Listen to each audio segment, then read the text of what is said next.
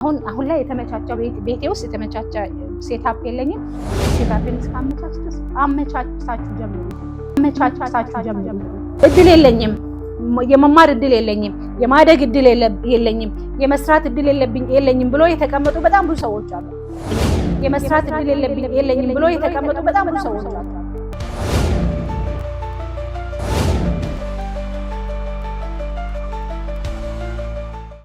ሰላም ውድ ቤተሰቦቼ እንዴት ናችሁ? አላችሁ? እኔ ጋር በጣም ደህና ነኝ፣ ሰላም ነኝ፣ አልሐምዱሊላህ። ዛሬ ምን አጋጠመኝ መሰላችሁ? ማለት ሁሌ ያጋጥመኛል፣ ግን በደንብ ዛሬ ኖቲስ ያደረኩትን ነገር ነው ልነግራችሁ የመጣሁት። እሺ፣ እሱ ምን መሰላችሁ? ብዙም ጊዜ ነገሮችን ለመጀመር አይደለም ነገሮችን ለመጀመር የሆነ ሆነኛ ጊዜ ሲያጋጥመኝ አይደል በደንብ ስዘጋጁ በደንብ ተዘጋጅቼበት እጀምራለሁ። አሁን እንትን የለኝማ በቃ ሲኖረኝ እጀምራለሁ። በጣም የሚገርማችሁ በጣም ብዙ ነገር ቢዝነስ ሀሳብ አለኝ፣ ግን ፐርፌክት ሆኜ እጀምራለሁ። የሆነ የስራ ሀሳቦች አሉኝ፣ የሆነ ነገር አለኝ። እኔ ያለኝ እኮ የሆነ ነገር፣ ግን ያለኝን ነገር አላየም። የሌለኝን ነገር ነው የምቆጥረው። እኔ ጋር ያሉ ነገሮች አሉ፣ እናንተ ጋር ያለ ቫልዩ አለ።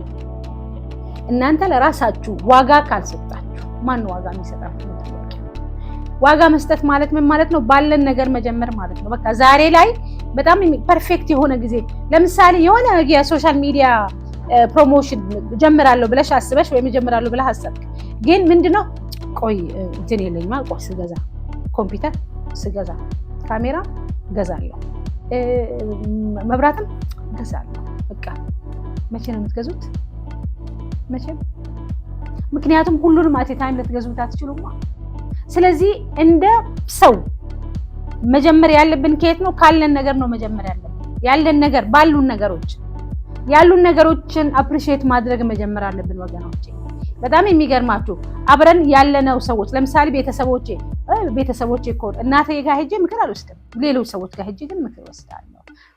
ጓደኛዬን አላከብራትም፣ ሌላ ሰው ጓደኛ የማላውቀውን ጓደኛ ግን አከብራለሁ። በጣም የሚገርማችሁ ነገር አንድ ቀን ያያችሁትን ሰውዬ ስታከብሩ ከፍ ዝቅ ስትሉለት ይስተዋላል።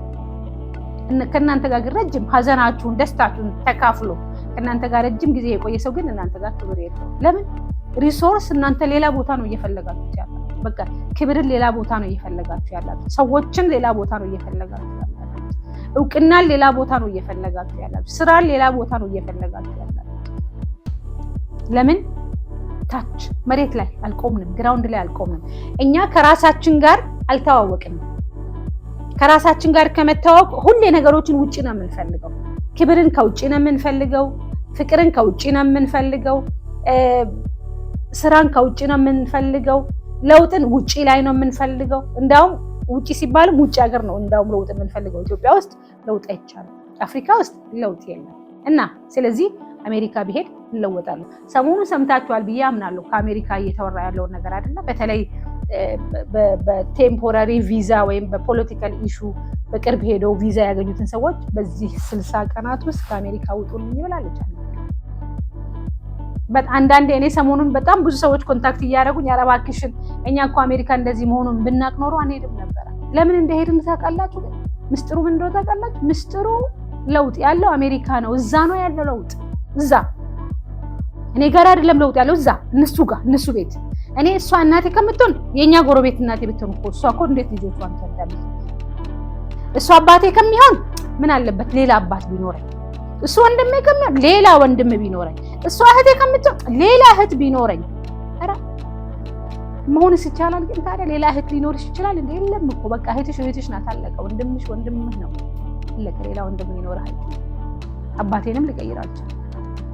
ስለዚህ ምንድነው ማድረግ ያለብኝ? መቀየር የማልችላቸው ነገሮች ጋር እየተፋጠንኩ መቀየር የማልችለው ነገር ጋር ከምፋጠጥ መቀየር የምችለው እነሱን አይደለም። እነሱን መቀየር አልችልም። እነሱን የምመለከትበት ግን ምልከታዬን መቀየር ይችላል። ስለ ጊዜ፣ ስላለኝ ሀብት፣ ስላለኝ ሪሶርስ ያሉኝ ነገሮች ብዙ ናቸው። ግን ይሄንን አብዝቼ ከማይ የሌሉኝ ነገሮች ላይ እያተኮርኩ ነው ያለሁት። በቃ የሌለኝ ነገር ላይ ነው የማተኮረው፣ እኔ ጋር አይደለም። በቃ እኔ ለመለወጥ የሚገርማችሁ ነገር እናንተ ጋር ብዙ አቅም አለ። መቼ? እውቀቱ ለማውጣት መንገድ ስትጀምሩ፣ መሬቱን ስትረግጡ። እናንተ አየር ላይ ነው ያላችሁት፣ ህዋ ላይ ለመብረር በቃ ይገርማል። እኔ እንደዚህ አይነት መኪና ይኖረኛል፣ እንደዚህ አይነት ነገር ይኖርሃል። ግን መጀመሪያ አሁን ላይ ዛሬ ያለችኝን ማንነት ልቀበል። አክሴፕታንስ ይባላል። ራሴን መቀበል አለብኝ። have to accept myself። በቃ እኔ ነኝ። ዛሬ ባለኝ እውቀት የለኝም፣ ዛሬ በቃችሁ ነኝ። ልምድ የለኝም፣ በቃ ዛሬ ላይ ያለሁት በቃ ልምድ የለኝም። ግን ዛሬ የለኝም ማለት ከተቀበልኩ የለኝም ብዬ ተቀብዬ ካለሁበት ቦታ ረግጬ ከተነሳው አይኖረኝም ማለት ግን አይደለም፣ ይኖረኛል። ግን ምን ማድረግ አለብኝ? have to accept መጀመሪያ መቀበል። ሪሶርስ አለኝ ብዬ መቀበል፣ ቤተሰብ አለኝ ብዬ መቀበል፣ የሚወዱኝ ቤተሰቦች አሉኝ ብዬ መቀበል፣ የሚወዱኝ ሰዎች እዚህ ምድር ላይ አሉ ብዬ መቀበል፣ የሚያከብሩኝ ሰዎች አሉ ብዬ መቀበል። ሌላ ቦታ ፍለጋ አይደል፣ እኔ ውስጥ ነው ያለው ምስጢሩ። የሚገርማችሁ ነገር አንድ ልጅ እድል የለኝም፣ የመማር እድል የለኝም፣ የማደግ እድል የለኝም፣ የመስራት እድል የለኝም ብሎ የተቀመጡ በጣም ብዙ ሰዎች አሉ። የመስራት እድል የለኝም ብሎ የተቀመጡ በጣም ብዙ ሰዎች አሉ። በሌላ መልኩ ደግሞ የሚገርማችሁ ነገር የሆነ ቆሼ ነገር ሰብስቦ እየሸጡ እድላቸውን በራሳቸው እጅ የሚሰሩ ካላቸው ሪሶርስ ተነስተው ባላቸው ነገር ተነስተው የሌላቸውን ነገር ፍለጋ አይደለም። የሌለንን ነገር ስንፈልግ ዛሬን ሳንኖር ጊዜያችንም ጉልበታችንንም እድሜያችንንም እንበላለን። የሌለንን ነገር ስንፈልግ የሌለን ነገር ላይ ስናተኩር፣ ያለን ነገር ግን ካሉን ነገሮች ብንጀምርስ፣ ካለን ጊዜ ብንጀምርስ፣ ካለን ሪሶርስ ብንጀምርስ። የሚገርማችሁ ብዙዎቻችሁ ስማርትፎን በእጃችሁ ይዛችኋል። ስማርትፎን with non smart people ነው የምንለው። ስማርትፎን ይዘን እኛ ግን ስማርት አይደለም። የያዛችሁት ስማርትፎን ገቢ የማያስገባልህ ከሆነ ችግሩ የቤተሰብ ችግር አይደለም፣ ችግሩ የሀገርህ ችግር አይደለም፣ ችግሩ የተወለድክበት ማህበረሰብ አይደለም፣ ችግሩ ያንተ ነው። ምክንያቱም ያለህን ሪሶርስ ማወቅ አቃተህ። ምን እናድርግ? ምን ይደረግ ነገሩ? ያለህን ሪሶርስ በአግባቡ መጠቀም ካልቻልክ፣ የሆነ ነገር እስካሟላ፣ የሆነ እውቀት እስካገኝ፣ የሆነ ኮርስ እስክወስድ እስክ ምትል ከሆነ እመነኝ ዛሬ ነው እየተጠቀምን አይደለም፣ ያለንንም ሪሶርስ እየተጠቀምን አለን። ግን እመኑኝ ሪሶርስ የሌለው ሰው የለም። ዛሬ የምታዩቸው እነ ጄፍ ቤዞ አማዞንን ሲጀምር ከቤተሰቦቹ ጋራጅ ነው የጀመረው። ከቤተሰቦቹ መኪና ጋራጅ ነው የጀመረው። ቦታ እስኪኖረኝ ቢል ኖሮ ዛሬ አማዞን የሚባለው ጃይንት ኦርጋናይዜሽን አይፈጠርም ነበር። ዛሬ ስመጥር የሆኑ ሰዎችን ብታዩቸው ያው እኛ መቼስ ገንዘባቸውን ወይም ቢሊዮን ዶላር እኮ ወርዝ ያደርጋል እንትኑ ቢሊዮን ምናምን ትሪሊየን እየተባለ የሚቆጠረውን ብቻ ነው እያየን ያለነው። ትናንት ከየት ነው የጀመሩት? ያላቸውን ሪሶርስ በመጠቀም ነው የጀመሩት ወገኖች። ስለዚህ እኛ ከውጪ ለመጀመር ከመሞከር መጀመሪያ ራሳችን አፕሪሺየት አድርገን ያለንን ጊዜ በአግባቡ ለመጠቀም ያለን ሪሶርስ በቃ የመጻፍ ችሎታ አለሽ እንዴ? ታዲያ ይሄ እኮ ትልቅ ሪሶርስ ነው እና ቁጭ ብለሽ ጻፊ።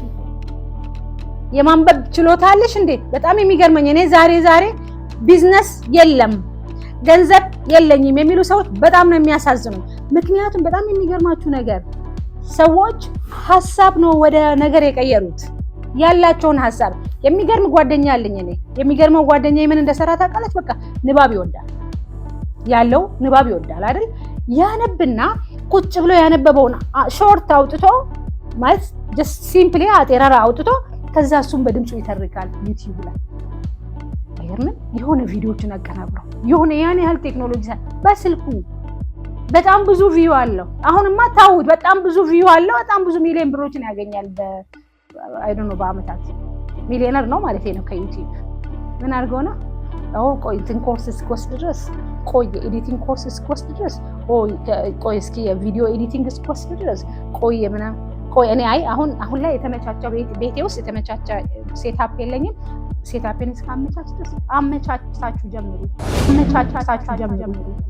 የሚመቻች ሴታፕ የለም። ባላችሁ ነገር በቃ ባላችሁ ሪሶርስ ጀምሩ። ያኔ ነው ሪሶርስ እየመጣ የሚሄደው እንጂ ሁሉንም ነገር አሟልቶ ለመጀመር የሚያስብ ሰው ሁሌም ነገሮች አይሟሉም። በተሟላ ስራ፣ በተሟላ እውቀት፣ በተሟላ ልምድ፣ በተሟላ ኢንቫይሮንመንት ስራ የጀመሩ ሰዎችን እኔ ሰምቼ አላውቅም።